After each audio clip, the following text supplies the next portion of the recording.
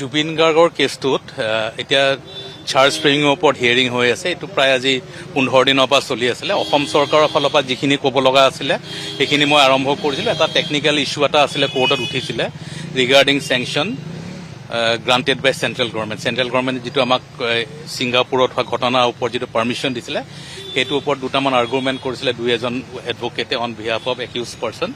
চ' সেই কাউণ্টাৰটো মই আজি অসম চৰকাৰৰ হৈ পেলাই দিছোঁ যে আমাৰ চেংচন লোৱাত কোনো ধৰণৰ ত্ৰুটি হোৱা নাছিলে আৰু কোৰ্টক আমি আমাৰ যুক্তিখিনি দিছোঁ। এতিয়া কোৰ্টে তাৰ ওপৰত উচিত বিচাৰ কৰিব। আনহাতেদি আমাৰ বাকী অন্য যিবিলাক চাৰ্জেছ আছে, চাৰ্জেছৰ ওপৰত আমাৰ যিজন স্পেচিয়েল পাব্লিক প্ৰচিকিউটৰ আছে জিয়াউল কামাৰ ডাঙৰীয়া আৰু তেওঁৰ লগত যিসকল এডভকেট আছে তেওঁলোকে সেইখিনিৰ ওপৰত আজিৰ পৰা তেওঁলোকৰ আৰ্গুমেণ্ট বা যুক্তিখিনিও আগবঢ়াব। মই ভাবোঁ যে আমাক 6-7 দিন লাগিব। অসম চৰকাৰ যিহেতু কেছটো খুব চিৰিয়াছলি লৈছে, চ' এই কেছত আমি কোনো ধৰণৰ যাতে গাফিলতি নহয়, চ' আমি সকলো পইণ্ট কাভাৰ কৰি পেলাই আমাৰ আৰ্গুমেণ্টছখিনি কমপ্লিট কৰিম। আৰু মই এডভকেট জেনেৰেল হিচাপে মোৰ যিখিনি ল' পইণ্টটোৰ ওপৰত ক'ব লগা আছিলে ৰিগাৰ্ডিং চেংচন সেইখিনি আজি কোৰ্টৰ আগত দাঙি ধৰিলোঁ।